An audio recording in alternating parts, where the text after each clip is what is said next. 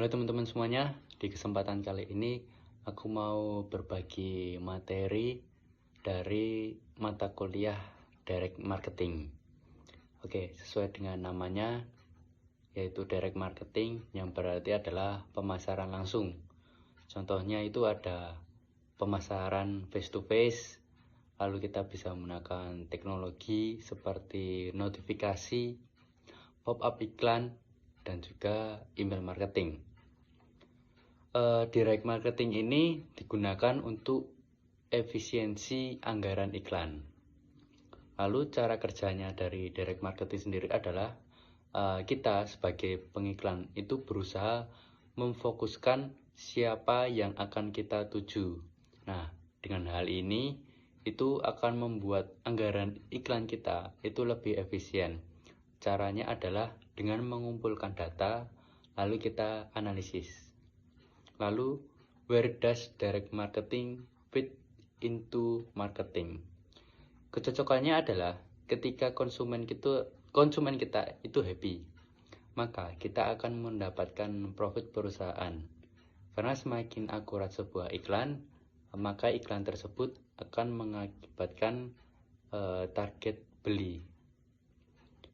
Lalu, why direct marketing is growing? Yang pertama adalah choice. Dengan banyaknya informasi, pelanggan itu semakin kewalahan dengan berbagai informasi yang ada. Yang kedua adalah more information available, karena terlalu banyak informasi yang ada. Yang ketiga adalah greater pressure on consumer budget, karena konsumen sekarang itu lebih baik dalam mengelola sebuah budget. Selanjutnya ada pendorong utama dari direct marketing adalah informasi. Jadi yang pertama adalah kita sebagai seorang pemasar itu akan mengumpulkan sebuah informasi agar dapat memahami sebuah pelanggan apa yang mereka inginkan. Yang kedua, kita juga bisa mendeteksi dan menyeleksi pelanggan yang tidak menguntungkan.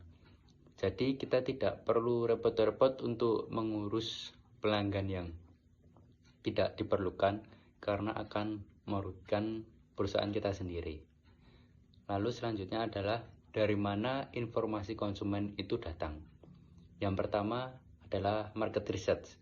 Market research ini kita bisa menggunakan sebuah kuesioner, lalu kita bisa meng-highlight kesalahan konsumen terhadap pesan yang kita berikan, lalu memahami kapan dan mengapa orang-orang itu memutuskan untuk membeli sebuah produk yang spesifik, lalu mendiscover mengapa orang-orang tidak merespon kepada komunikasi kita. Yang kedua adalah database. Database ini contohnya adalah seperti alamat, lalu ada nomor telepon, alamat email.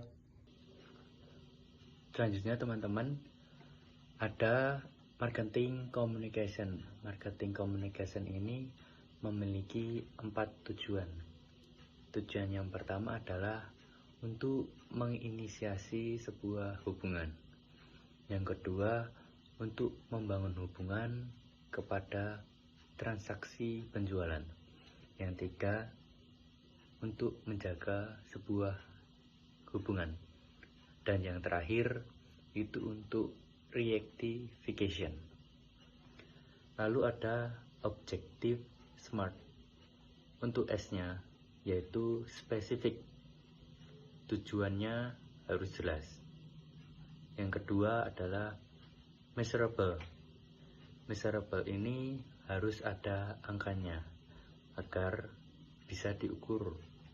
Lalu ada achievable. Apakah ini itu masuk akal?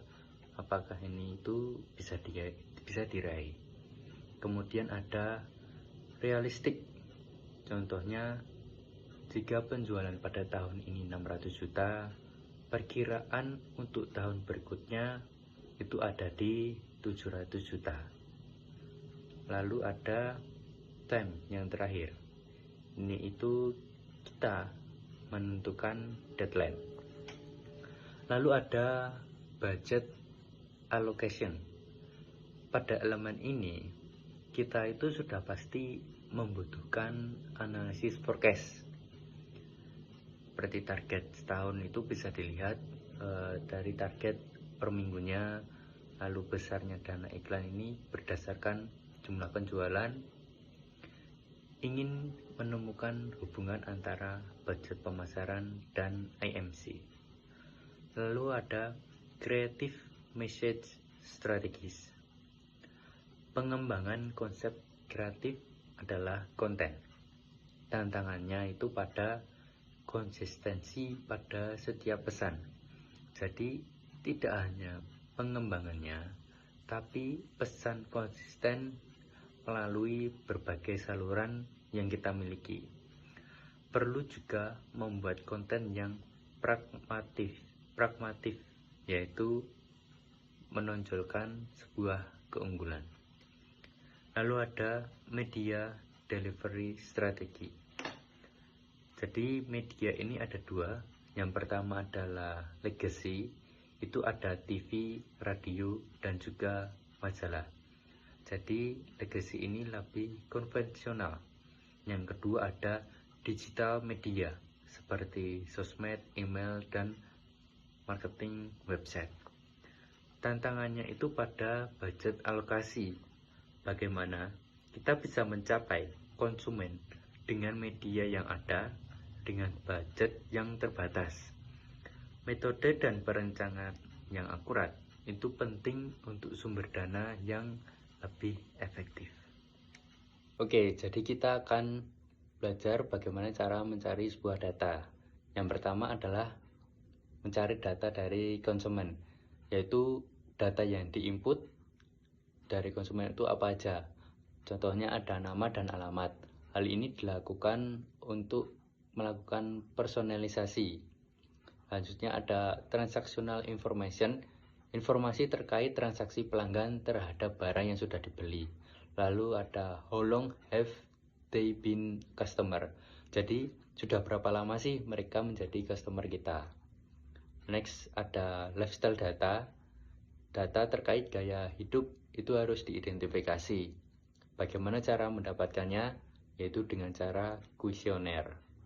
Selanjutnya ada B2B information. Jadi informasi yang dibutuhkan ini itu ada jenis bisnisnya, lalu kode industri, contohnya ada bisnis ini retail atau bank. Lalu ada company size-nya, itu adalah jumlah pegawai, lalu aset yang dimiliki. Next ada how obtain information. Yang pertama ada internally, ini bisa melakukan survei secara langsung melalui staff kita.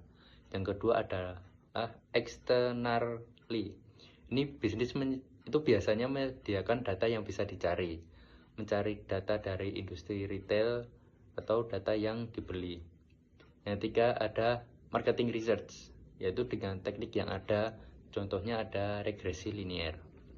Next ada collecting information dari konsumen lama. Pertama ada karyawan. Pastikan pegawai kalian itu mampu mengumpulkan sebuah informasi di setiap peluang. Jadi setiap staff itu harus memahami kekuatan informasi yang terupdate. Seperti ketika telepon dengan pelanggan, itu kita bisa mencari peluang di sana dan dapat mendapatkan sebuah informasi. Next ada specific questionnaire, yaitu untuk mendapatkan level yang tinggi pada sebuah reslin. Survei ini harus fokus pada customer, yaitu menanyakan hal yang relevan dan memberikan alasan yang baik. Next ada banyak perusahaan itu menggunakan iming-iming hadiah agar para konsumen itu mau untuk mengisi kuesioner kita. Yang terakhir adalah membuat kuesioner yang menarik. Oke, jadi bagaimana sih caranya mendesain sebuah kuesioner? Yang pertama adalah membuat kuesioner yang mudah dimengerti dan juga ringkas. Yang kedua adalah kuesioner tersebut harus dibuat relevan dan juga menarik. Yang ketiga, janjikan ada manfaat pada kuesioner tersebut. Contohnya adalah terdapat kalimat seperti, jika Anda mengisi kuesioner ini, jawaban Anda akan bermanfaat bagi perusahaan kami dan juga masyarakat pada masa yang akan mendatang. Next, jangan terlalu kasual, jangan kaku, tetapi juga harus tetap formal. Berikutnya, berikan instruksi yang jelas agar para pengisi kuesioner itu dapat dengan mudah memahami dan juga mengisi kuesioner yang kamu berikan. Next, jangan semua pertanyaan itu digabung. Ada sectionnya. Seperti di section pertama kamu membahas soal tentang keuangan, section kedua kamu membahas tentang kebutuhan konsumen, contohnya seperti itu. Lalu jangan menyatakan data pribadi. Ini seperti nama kuesioner. Next ada gathering information, yaitu belajar kebutuhan konsumen. Apa sih yang konsumen itu inginkan? Next ada mengidentifikasi sebuah tren, lalu memantau kompetitor, mengukur efektivitas dan juga aktivitas non-respon. Lalu ada public domain data, itu ada companies house records, yaitu ada perusahaan yang sifatnya itu menyimpan database. Lalu ada rented mailing list, yaitu menyewa sebuah daftar alamat email, nomor telepon, dan juga kode pos. Ada original research, yaitu melakukan forecasting, conjoin, dan juga menyebar sebuah kuesioner. Yang terakhir ada using internet, yaitu hampir data sekunder yang disediakan sebuah organisasi itu tersedia secara online. Lalu ada dua alasan kenapa kita harus menginput sebuah data. Yang pertama, kita bisa melakukan segmentasi dari pelanggan dan juga prospek ke depannya. Yang kedua, supaya perusahaan itu bisa lebih relevan di setiap penawaran terkait produk yang ditawarkan. Lalu kita juga belajar tentang segmentasi. Segmentasi itu adalah proses memilah dan juga memilih sebuah konsumen. Kalau perusahaan, ini bisa dikaitkan dengan perusahaan. Kalau perusahaan itu adalah apakah dalam perusahaan tersebut ada departemen IT, lalu juga dari kelompok ukuran seperti jumlah karyawannya, lalu dari sektor industri, apakah dengan kode SIG atau lainnya. Kalau pelanggan itu bisa dari kelamin, usia, pekerjaan, dan juga pola pembeliannya. Next ada the use of profiling, yaitu kegiatan kita mengidentifikasi karakteristik segmen pelanggan. Dengan profiling ini kita bisa memilih prospek yang memiliki keterkaitan dengan pesan. Faktor dari profiling ini untuk bisnis profiling ini to be dari jumlah karyawan, lalu ada di perputaran uangnya. Next ada type and source of external data. Demographic data ini seperti usia, lalu ada psychographic data, ini tentang attitude, kesukaan, kebutuhan, dan kebiasaan pembelian. Yang terakhir ada ladder of loyalty, ini untuk mensegmentkan masuk kemana sih sebenarnya. Itu ada tabel ya teman-teman. Untuk yang paling atas itu ada advocate, yang bawahnya itu ada customer, bawahnya lagi nomor 3 itu ada considering, lalu ada prospek, yang terakhir ada suspek. Jadi sekian itu materi yang bisa saya bagikan. Semoga bisa bermanfaat untuk kalian semuanya. Terima kasih.